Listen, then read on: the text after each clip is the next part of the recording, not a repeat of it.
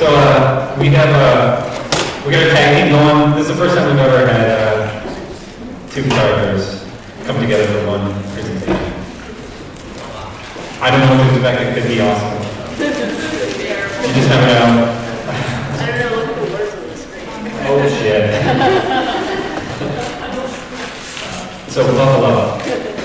Things are about to take a turn for the worse. So Nicole is joining Preston here. I'm going to let them do the thing. Thank you.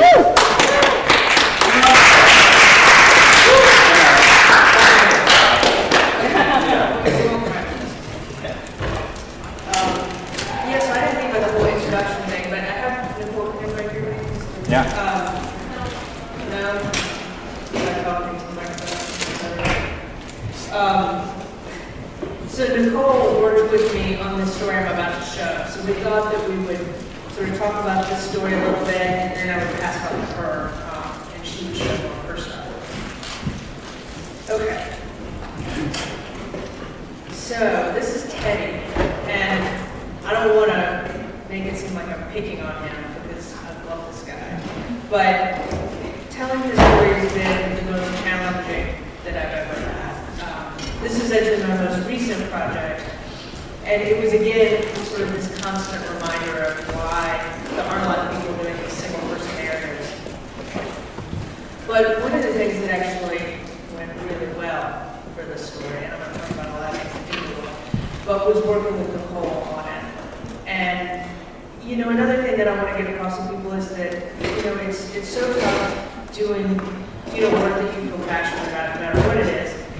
There's a lot of resistance and there's a lot of opposition, and it really helps to have someone on your side. And I just think no matter where that is or who that is, because oftentimes it's not someone in the newsroom, I think. Just having someone there to support you is just crucial. Okay, so Hampton Roads, which was where I lived most recently when I went to the Virginia pilot, is a really conservative military town. And as soon as I got there, I knew I wanted to do a story about a gay teen or a young adult, just to put a face on an issue and, hopefully change the people's minds. That's always the goal.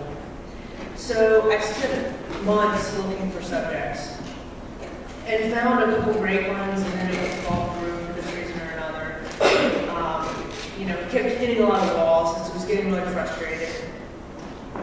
And I met Teddy at an event at Norfolk State University, which is a historically black college. And we exchanged numbers, and he told me a little bit about himself.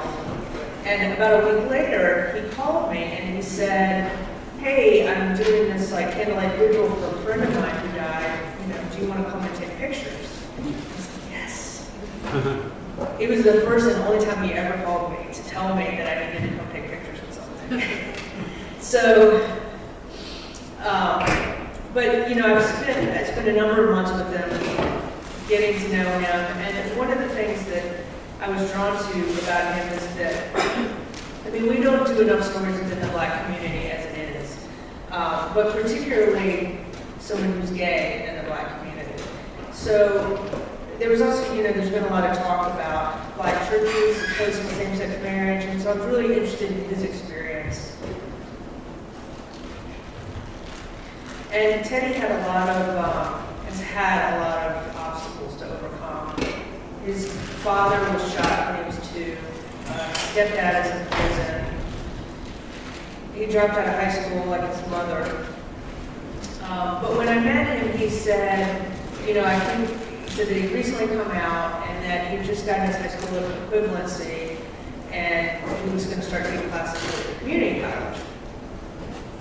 So again, I was like, here's this narrative arc, Teddy's sort of finding himself, he's growing into adulthood, here's this thing I can sort of frame the story around. So this is him registering for classes at Tidewater Community College. So by rolling into community college, I also enabled him to join the Norfolk State Marching Band, which was a lifelong dream of his. They do the flag twirling, it's a huge marching band, it's really famous. So on my day off, I went and photographed him doing the first game. I photographed him at band camp, auditions and all that. Well, after the first game, he drops out. And he kind of started going to school less and less. So my narrative just sort of went out the window. And, you know, another thing that was really challenging is that none of my old tactics worked. It was impossible to plan anything because his life was just always sort of, he never knew what he was going to be doing ahead of time. And so then I could never plan accordingly. You know, and I would try to talk to him about the process and like why I wanted to be there for certain things. And he'd be like, okay, yeah, I got it, cool. But then, you know, he just couldn't do that in that same way. So, you know, for example, he has a really close relationship with his mom, but I was never able to get a picture that illustrated that because his mom didn't really like her picture taken, and you know, it was just certain things that just didn't work out the way that I would have liked them to. I actually started to make a list of all the things he said he was going to do that would make great pictures that he just decided not to do at the last minute. He was going to get baptized. He was going to make fish dinners and daiquiris and sell them out of his apartment in order to raise money in marching band. He was going to be a gay football player for Halloween.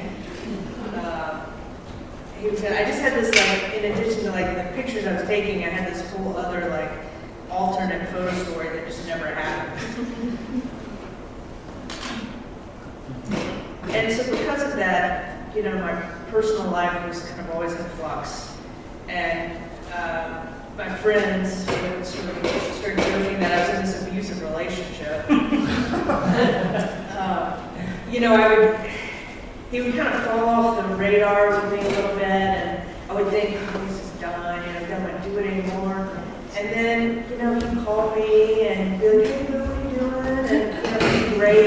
And so it was just constantly this cat and mouse, and I just never really knew what was going to happen. So I thought talking about this would be helpful because, you know, I sometimes get frustrated when these amazing photographers get up here and they show this amazing work, and then they just make it sound so easy. And it's just not easy, you know. There's always different obstacles that you have to try to overcome. And so hopefully, you know, talking about the struggles can be, you know, a teachable moment. But so as Teddy was sort of running around doing his thing and I was chasing after him, you know, my bosses became less and less understanding about, you know, trying to coordinate spending time with Teddy and doing daily assignments. So I finally gave up and just started working off the clock, which was also then challenging because I was trying to schedule vacation days around days, times when I thought it would be good to photograph them. But, you know, through that, you know, a couple things I learned was to really try to be organized and just stay on top of the editing, for example. And that's one of the things I want to talk to you guys about with Nicole is, you know, she and I would spend hours each weekend just editing on top of, you know, everything else we were doing. And I think that, you know, for me, when you reach out to other people and you get other people's help and support for doing stuff, it's really important to stay organized and be respectful of their time. You know, when people are volunteering to help you. So this is one example of our weekend. 50 pictures, we look at thousands, now we got 50, we look at tens of thousands. I got good moves, don't I?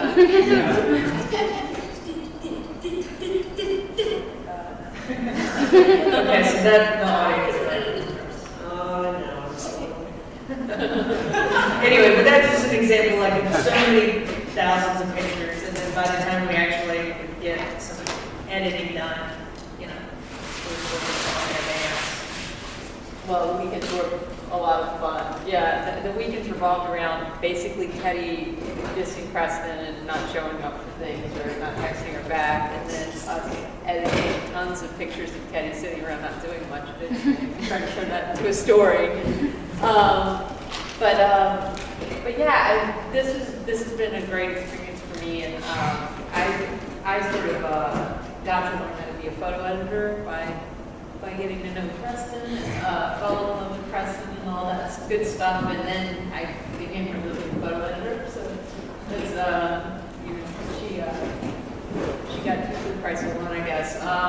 But one thing that we both felt pretty passionately about was that there aren't many stories that are about gay people that are narrated. There are a lot of portrait series out as the issues are more in the news, but we didn't see anything that actually told what it was like to, be a young gay person in America. And here you are two people who value narrative stories and value that kind of work and know what an effect it has on people to see real people go through real life. And it draws people in and helps people identify with it. And we knew that something was so personal to us didn't have a representative anywhere. It was stories of, I would be asked to go as a photographer and shoot pictures of people and say, and we're only going to use their first name. Now, I'm a gay person. And it's like, that's like the most hurtful thing ever, that the one person chosen to represent someone like me was too afraid to use their own name on paper. So people like Teddy, if they give a little, and they can't give their whole life because they don't have their shit together yet, or whatever, they gave something. And it's a really powerful thing, and it's a lot better than a nameless, faceless person. And I think that what Preston did that was so powerful is that she tried to make his story, respect his story, not to do an awesome job of not having 100% buy in the subject. And that's, I think, really important. I think this might be a good time, since we're up here together, is for people to ask questions about like the working relationship with the photographer and an editor a little bit. Does anybody, I feel like we're talking to our audience. Anybody have any questions for us? Come on. I can dance. Sorry, I'm sitting so far away. I couldn't hear that well. So, but you guys weren't living that close together when you were on the East Coast, right? Yeah, it's true. We were actually, just another obstacle. I was in Norfolk working at the paper, and Nicole had moved to DC to work at Edwin during the week. So we were together on the weekends. But yeah. But So that was like the majority. Like you get together and look at good photos, which seems like mind-blowing. Like I spend all day at work, which is one of the reasons why we kind of want, when you guys pitched this idea, I was like, yes, this is the kind of people that love photos so much that this is what they do when they get to, the 2 days a week they see each other. Yeah. And looking at each other's photos. Yeah. And that's how exciting it is, I think, a story like that. Yeah. And, do you see that a lot with other photo editors? Because I feel like with photographers, we love to sit and look at each other's work. But we don't have a huge photo editor presence, at these very often. And we have a couple, but. Yeah, I think well, I'm a little biased, but I think the best photo editors were photographers or still photographers, And I don't think someone has to technically have a job as a photo editor to be a good photo editor. They don't have to be blessed with and now you move forth and be a photo editor. Your friends are great photo editors. The people who care about your work are great photo editors. Yeah, I think that's a good point. And just to be clear, so Nicole was not my photo editor in the sense that, well, right, ever. Yeah, we worked together the whole time we've known each other. And, my photo editors at the paper would do some photo editing, but for the most part, I went to her because I knew her and trusted her. And she and I worked on this sort of together. But it wasn't in any formal capacity. Yeah, and to step back a little bit, I met Preston at a wedding for two photographers. And it's sort of, and POY was being judged at the same time, like in a different state, we were getting texts and stuff about it. So it's like our relationship, and getting to know each other. One of the things I loved about her immediately when we started talking to each other was the way that she talked about photography. It was about people and not about taking pictures. It was about getting close to people.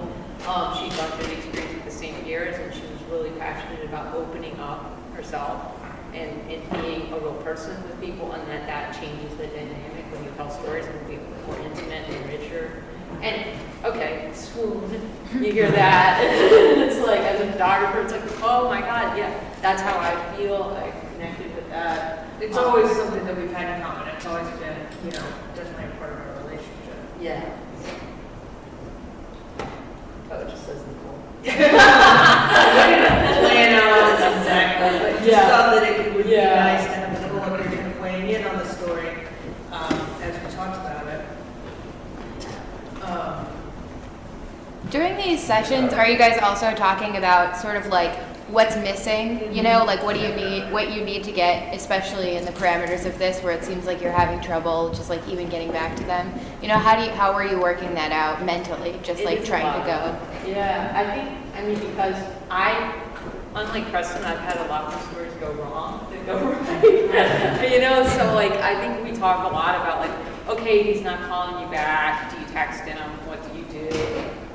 Is it time to drive by his house and knock on his door? You know, and so that's the beauty of not waiting to edit to the end, because then you're by yourself in this vacuum and you're just lost trying to figure out what to do. But having the sounding board to kind of say, you know, when it's great, wow, I have this great, you know, series of pictures and I don't know which one, but when it's not great, it's not working, I can't tell what's happening, what's wrong, and, you know, having someone else to say, well, why don't you try this? Did you think about this? Well, maybe he's saying this because of this. Oh, wait, that's an interesting part of the story. Just having conversations that can open up the photos. Yeah. Should I sit down now? No. I feel this. Well, you can just chime in. Any other questions right now? Yeah, Eric. Go ahead. I was going to say, I know there are a lot of students in the audience, and I know when you're trying to find a project, and you mentioned before that you had a few prior subjects, but they didn't work out. When do you decide to give up? Like, what are the signs?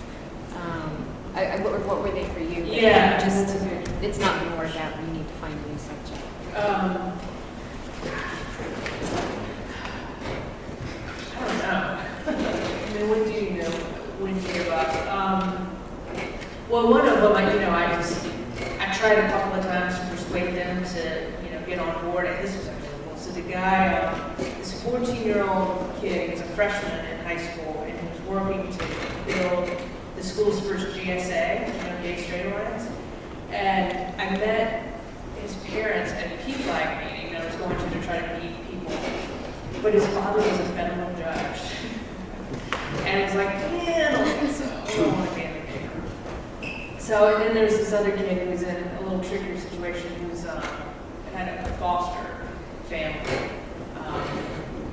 Got over some of the hurdles. It would have been an amazing story, but, it wasn't going to work out. But yeah, I don't really know. I mean, I think one of the things that I took from working with Teddy is that, even if it's not perfect, it's still really important to do. And sometimes doing a story that's less than ideal still has the capacity to really convey so much. So I think sometimes it's just working. Nicole has a story that she's going to show. Mm-hmm. Okay. Yeah, a great story that fits into that too, where it's just like, you have to accept the limitations, but it's still it's such a powerful story. Yeah, I think we all go into it, and maybe it's because we see these great, stories where there's full access and it's perfect and it's wonderful, and we think every story is like that. And the truth is that we're dealing with human beings who have the right to say, get out of my face today. I don't want to deal with you. And part of it is figuring out, is this story worth being told? Most of the time, those people are still saying to you, I want my story to be told. I just don't want you to be able to tell every aspect of my story, or be with me every minute of the day. And so it's trying to figure out, well, what if you're still comfortable, you're still in the driver's seat, it is your story, and I show up less often. I mean, I shot one story, it's probably one of the best stories I ever shot, and I had very limited access, and I shot maybe 14 times on it, which is, my dream story was to move into the house and wake up and have breakfast with them and all that stuff. And sometimes it just doesn't happen. but it doesn't mean that it won't be good. So you were shooting this for the pilot, and you had picture editors looking it over, and yet you had Nicole looking it over, who's not with the pilot. So in one way that's good because you've got two different sets of eyes, but how did the editors at the pilot react, or how did they feel about someone outside the paper working on it? And just talk to us about that. Yeah, well, with this story, they really weren't involved with it, and they Okay. actually ended up pulling the story like the day before it was supposed to run, which is heartbreaking. But you know, they just weren't into it. So with this story, it wasn't a conflict. Okay. But Nicole also helped me edit the Andersons. It actually worked out great because a lot of the heavy lifting editing Nicole would do, and the editors of the paper had too many other things, and they weren't interested in that. So Nicole would do all the hard work, really, of getting it down, from thousands to 20 or something, and then we'd hand 20 over, And they fix it. and then they'd pick, the 8 that run the paper. So it really wasn't a conflict. I mean, I can see how that could be difficult. And it would have changed, I think, if I had been working with editors of the paper who were more involved. But I also think really good editors don't mind that. Dan Beebe, who's the photo editor at the Monitor, he would always say, yeah, go ask somebody else. My stepbrother is a photojournalist, and so I would want his opinion. And so he'd say, oh yeah, this is my edit, but get other opinions. So I think, people who are really smart and talented are usually not correct. And we would have people over to our house and we'd lay pictures out on the floor, and 4 or 5 people would come in and look at stuff, and we'd move pictures around, and I think that opened up really good dialogue, because you do get, particularly if you're doing frontline editing, where it is looking at, really wide edits, you get kind of mired in, not being able to, so having those outside voices, I think, are really important.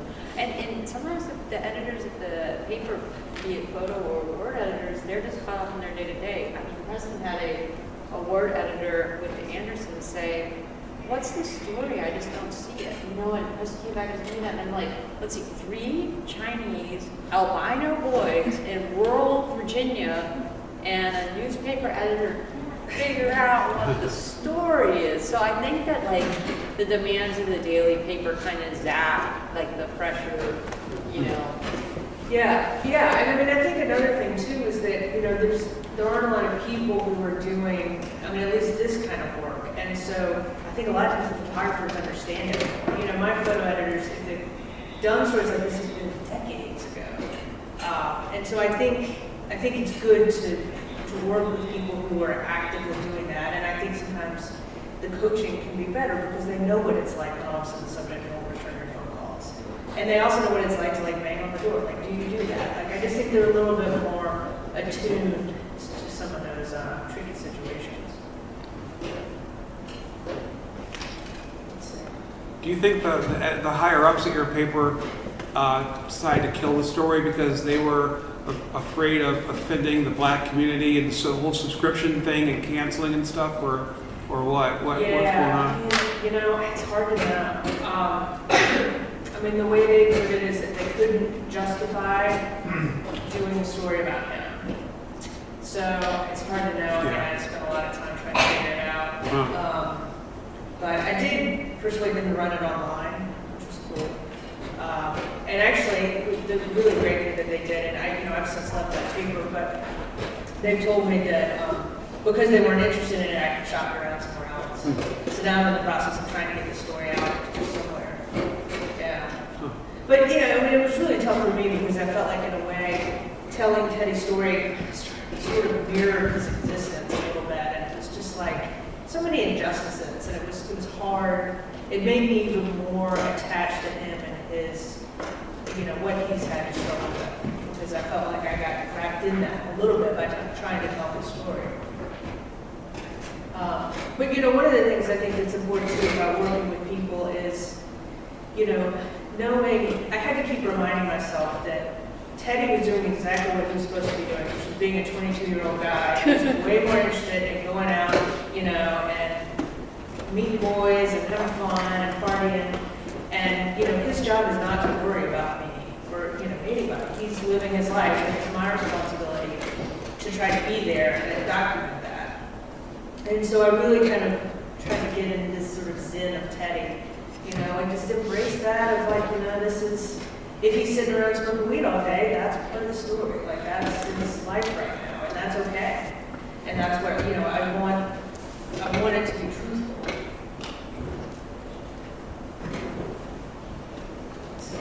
Oh, and another thing is that I found that being with him, getting accepted was a lot slower than with other subjects. And not with Teddy, but like his friends and family.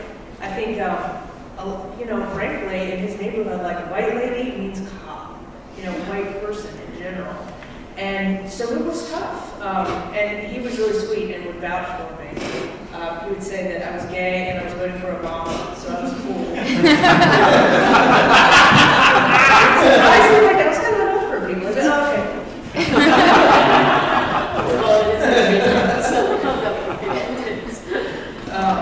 But, you know, anytime that there was even nothing to shoot, like just hanging out with him, like I would see things get better. Like I would see that even the limited access, it would build more, people would be more comfortable.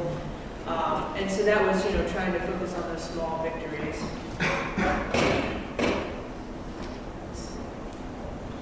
Yeah, I mean, I think like, you know, one of the things that people do not find is too often, and this is a real struggle, is the word editors want to find a hero of the story, and there has to be a clear-cut good guy. And most people in life who have obstacles and struggles aren't perfect, just like I'm not perfect, and I don't think any story is perfect.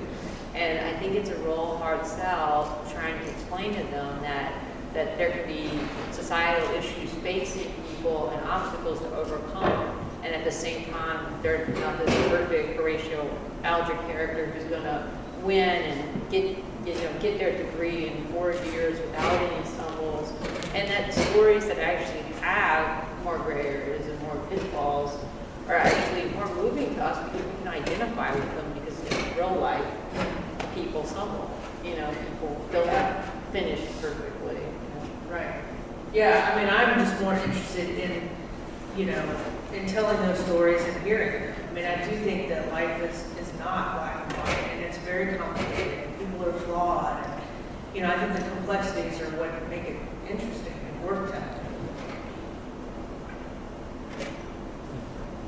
You know, I think, too, it's, you know, there's no real roadmap for doing work like this. And, you know, I think a lot of what I do with, you know, a story like this is just try to figure out, like, when making decisions, like, what can I live with? Like, what do I feel is the right thing to do?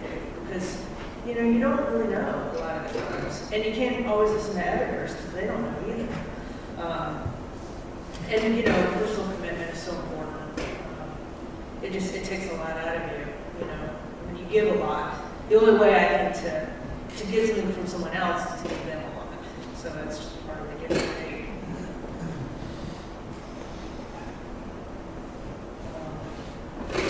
But yeah, and then with Teddy, I think that, you know, again, it's just doing these stories, and sometimes the forces are with you, and sometimes they're not.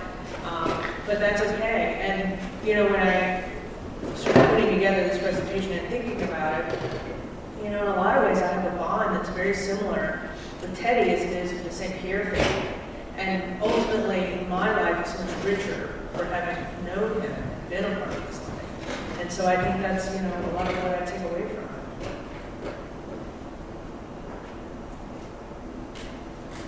So just to wrap up my part of this, these are just a few kind of parting thoughts about things that I try to keep in mind when I work. And if anybody has any other questions for me or that relate to me and Nicole. Yeah, how do you decide when to end your story? How to end it? Yeah. Or when? Yeah. So say, you begin a story, there's a big event, you document that, and then you think that you want to continue, but, the story's kind of ended, the original story, you think, anyway. How do you continue? Or do you, how do you go stop? Yeah, I mean, I think, like, someone's asked me that before recently with the St. Pierre family. That was frankly the opportunity to end on somewhat of a high note. When we, it was really tough with Rich and Brian, and we were afraid that there would not be a really good note to end on. And so when we found one, it was like, okay, that's it, that'll be our end. Because you just don't know, and you can't go on forever. And I think you have to, have some sort of positive. Yeah, some closure. Yeah, exactly. But then sometimes it's like, the subject sort of has enough, and you recognize that, or you've had enough. I think when we construct these stories, then it's so artificial in a way anyway, because life just goes on. There's no beginning, middle, and end. That's a very subjective construct that you're using anyway. So I think it's just sort of just what feels right, what makes sense for each situation. One of the items that you have up there is that people get paid to do the important stuff. And one of the regular themes that I see from the presenters at the Photo Summit, both now and past years, is, the common item in newspaper photography that most great work is done in defiance of management. And there's always that tension, that pull. It seems like everybody that shows some of the best work that resounds the most to them personally was done on their own time. They didn't get support, they didn't get the resources they needed. Why do you think that's so pervasive? No. But it's very true. I actually worked with someone at the pilot who was doing a master's thesis on Pulitzer Prize winning photo stories, and then almost all were done sort of, independent of the whole newspaper, the newsroom support. I don't know. I think. Is it just the daily grind in newspaper journalism that everything ends at today's deadline? It's hard to plan beyond that sometimes? Yeah, I think it's hard sometimes to see, and Nicole contributes this too, but like a longer vision. And it's also, it takes so much more time and resources, and as newspapers are shrinking, it's real easy for them to cut that out. It's like what Eric said, like, don't tell them. Like, sometimes it's just better for them not to know how much time you spend. But there are some papers that are still doing really ambitious work. But then other times it's like you have to have an editor really sign off on it, like a top editor.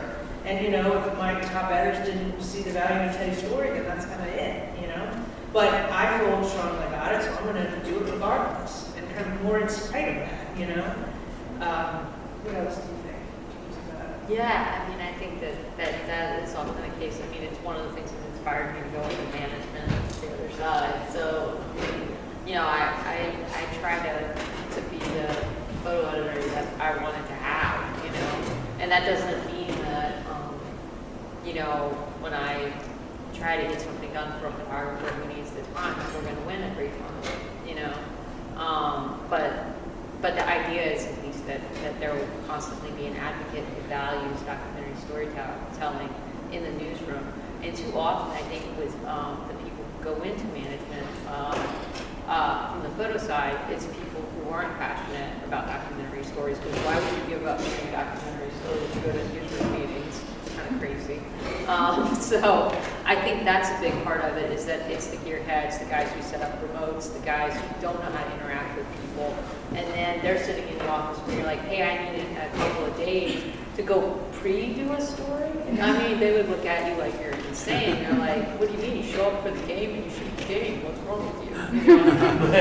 So I think is changing the culture of the newsrooms. And believe it or not, I was in management training the other day with a guy who was the editor in Phoenix, and he's a guy from the word side and from business management training. And I was talking to him about this stuff, and he was really engaged in it. And he said, the truth is that people like you aren't people who are photo editors. People who are passionate about telling stories aren't the ones, it's the people who want to go home at 5 o'clock. And that's why there's always this conflict. And I'm not saying that that's, obviously there's great photo editors out there who don't go home at 5 o'clock, but I think part of some of us who've had bad experiences, it's the people who rise up, or the people who want the set schedule and don't understand like that someone like Eddie can throw your life into whenever you never even have a weekend while you're working on it. And so it's just getting, and it happens on the word side too. I mean, you know, like we have this homeless reporter who has been dedicated to homeless stories in the Chronicle for his whole career, and he loves sleeping on the street and doing that stuff. That guy's never going to be in management, I mean, clearly. And so it's trying to get the people who want to get their fingernails dirty and want to tell stories to be engaged in the decision-making process. And so if you have friends who you think have potential to do that, and you work at a newspaper or whatever, encourage them to, even if it's just joining subcommittees or just getting their feet wet in those arenas. I think it's really important because they will bring the whole photo staff up. You know, it's like 1 or 2 people can make a huge difference. And then for those of us who are just trying to do this work, just having realistic expectations, that, you know, a lot of times you have to do it on your own, and that a lot of us do, and that's okay. It, you know, it makes it difficult, but, you know, it's always difficult. So. Any other questions? Yeah. You mentioned earlier that, like, as a photographer, you feel like you're doing a lot of taking and maybe not so much giving. I mean, how do you kind of reconcile that, or that kind of view? Yeah, you know, that was something that I struggled with a lot at the beginning. I don't know, now I think I recognize a lot of what subjects get out of it too. But I try to stay very attuned to what their motivation is, what their experience is like this. With Teddy, it was really tough. He was really excited about the story. He put it on Facebook and it came out in the paper. And that was, as hard for me as any of it. It's that he was really let down. I feel like he'd given so much of himself. But, we got over it, and, he and I are close, and, I've given him pictures, and, there's other ways that he can get a lot out of it. So I don't really know, there's no real easy answer to that. I think the key is to just be engaged and be present. And respectful Yeah. of what they're doing. I think that's huge. When you really recognize that, I think that helps a lot. And people want to be heard, and they want to share themselves, and sometimes that's just a gift. For you to feel like very important, and for you to convey that. Yeah, that's huge. And I think it sort of goes into that thing I was saying earlier about, like, even if, like, instead of going into the story and being like, this story doesn't have Teddy dressed as the Halloween gay cowboy or gay football player, it doesn't have this, it doesn't have this, it doesn't have this. It's like, oh, but it does have these, voguing balls that I've never seen in a newspaper, that I only saw in the movie once, and it does have, and it's focusing on what they are giving you and making that work and valuing that contribution and doing the best you can with that material. Yeah, and that's where I just think it kind of comes down to where you are, and what you feel comfortable with. And the longer I do this, the more I try to. It's important to get out of your comfort zone, but I don't ever want to do anything to make someone's experience better or worse. And so that's the main kind of meter, any kind of goal there. Going off of that, how do you compensate for being uncomfortable when you're trying to make the person comfortable? How do you make that medium? Yeah, It's a good question. Yeah, and that's something that, I think about more and more. Because I sometimes think that that's what, my job is. It's to act comfortable when I feel very uncomfortable. I think trying to really be low-key for me and quiet and laid back. I don't move real quickly. I don't get real excited. And I also really meter kind of how I talk with who I'm with. There's this term that I heard recently called code switching, which is how you sort of change your language based on the group you're with. And I think that's a natural thing that we do. subconsciously anyway, but just being somewhat of a chameleon. And, you know, if I'm hanging out with a bunch of frat guys and all. But you but it's like, your mannerisms and the way you talk, I think, you know, you want to kind of blend in.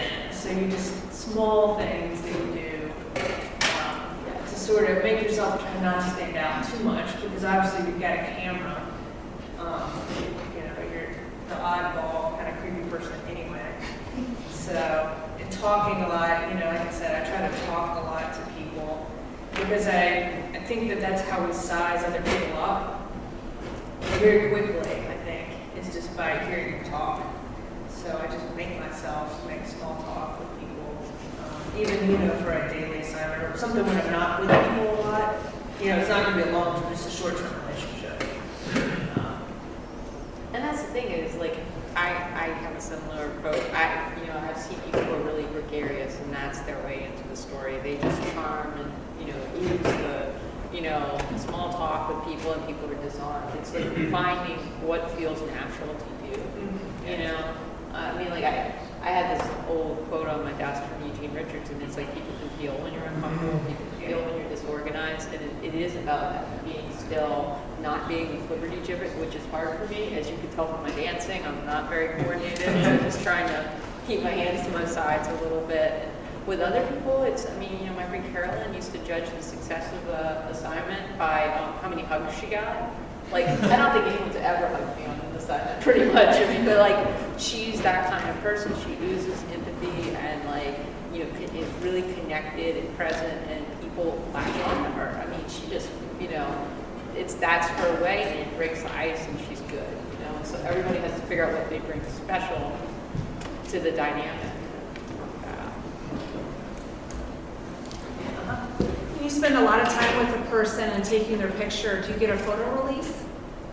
No. Now that I'm working independent of newspapers, I'm starting to do that. But no, it's all just, you know, verbal consent. But as long as it's for editorial purposes, that's okay. Hey.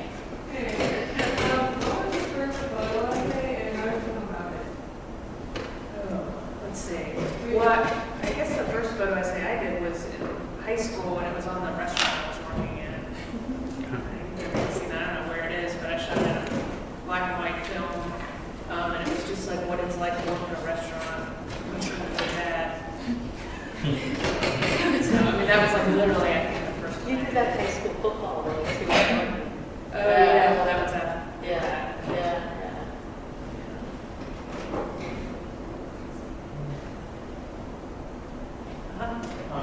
Your stories come out really honest and genuine. We talk about how you that adds up to your story. Is there any point where the subject tries to take creative control, or at what point do you stop? yeah, at what point do you stop when they're trying to, if they maybe have an agenda or? Yeah, you know, it's, I don't think I've really had that happen, though. I think it's more, you know, trying to assess the situation and someone's experience honestly. And I think that can come, I've had little instances of that a number of times. Like with the St. Pierre's, the story that ran, that focused a little bit on Richard's relationship with Brian and the struggles. When that first came out, he didn't like it. You know, he was a little upset with us for a day or two about it. Sometimes, you know, the way people see themselves is differently from the way we see them. So, you know, I think for me it's just, you know, you have to let some of that power kind of go, but I think you also have to try to stay true to what you feel is the truthful story. And then communicating that to people, I think is huge. Of just explaining why, you know, why it's important to show all sides of the bad stuff and the good stuff, you know, bad and good, stuff like that. But that's just the whole experience. I think there's a lot of educating people on this process as you go through it. Have you ever done a story where you didn't show the subject matter anything you were shooting during the fall? Yeah, I don't really have rules for it. But yeah, I don't usually show a lot. I think if they want to see stuff, I'll send them stuff, but I try not to show pictures that I plan on publishing until afterwards. And there are exceptions. The picture from the St. Pierre's of Melissa when she was in the bathroom and her mom was in the background, that was a really tough picture, and it was really tough working with the kids during that. And so that was a picture where I didn't actually show it to her, but I went and talked to her about it, described the picture and explained why we wanted to run it. And she was okay with it at the time, but then I think later was sort of upset about it. But then I think I would imagine now she understands a lot more. So, people also change. But it all depends on this situation, people's interests. I don't think Kim Anderson, the mother of the kids with albinism, I don't think she ever really asked for pictures. I gave it to her at the end, and then she didn't want her, but I think that's pretty clever. And now that they take their own pictures all the time, with iPhones and kids now, pictures aren't the same way as they used to be. Tell them the Melissa story. I think that's really interesting. Melissa was difficult during the process and didn't move out. Yeah. Well, so the toughest thing about working on the story with the St. Pierre family was that Melissa was 14 at the time, and she didn't, for a couple of years, she didn't really like that we were doing the story. And part of it was that she was an awkward teenager period for, at the beginning where she was self-conscious about how she looked. So that was part of it. And then she also, as a teenager, I think you just want to fit in and you want to be the same. And she already was in a different situation. Her mom was dying, and she's like, okay, people are doing the story in the paper. And the reporter and I really struggled with that a lot. It was tough. Because she didn't really want to be part of the story, but you couldn't really leave her out of the story because she was part of the family. So that was a lot of conversations, and we would spend time talking to her, and it was sort of a constant theme while we were working on it. But I knew that she didn't really like it, but Rich was really on board with that, and there were other reasons why we just went ahead and kind of did what we did. So, I would hang out with him occasionally here and there after that, and I still knew that Melissa didn't really like us, but, what could you do? Well, so a number of years later, she actually went to school in RIT and studying chemical engineering. So I get an email from a student who wants to do an interview. She's a photojournalism student. She wants to do, an interview with a professional, and you kind of get these from time to time, and you do it when you can, but sometimes you just don't have time. Well, she finally said, one of the last things in the email, she's like, I'm friends with Melissa St. Pierre. Melissa Stone is her actual last name, but, and she said, I want to talk to you because Melissa showed me the story that you did on her mother. And it was just really so moving to me that it was just nice that having that faith that they do at some point, appreciate it. So that was incredible, and that just meant more to me than anything. Again, on that story, you said that the access evolved over the course of that story. Are there moments you remember that speak to the access evolved? How did it evolve? Well, are there moments when you could tell that your relationship was getting deeper in the access that you have, the trust, I guess is the word, was? Yeah, really, the big shift with that story was that we ran it as a series, periodic series, and after the first story came out, they were like, oh, this sort of makes sense. We understand why you're doing this, and they liked it. They felt like it was a true representation. So being able for them to see an end product during the process, I think really helped with the trust. And after that, they were just kind of like, if you want to keep continuing the story, that's fine. you know, I think little things too that we would do helps, you know, we would sometimes say like, oh, you know, this feels like a very sensitive situation, do you want us to step out? You know, and that kind of constantly letting them know that they're having active, they're part of the decision-making process. And they would say, oh, no, you're fine. And then we would feel better, and then they would know that they could say, oh, why don't you not, you know, shoot this right now. So, but having them see, allowing them to see that one story in print, I think is the biggest. All right, I'm gonna hand this over. But thank you guys so much. I really appreciate the questions, were great.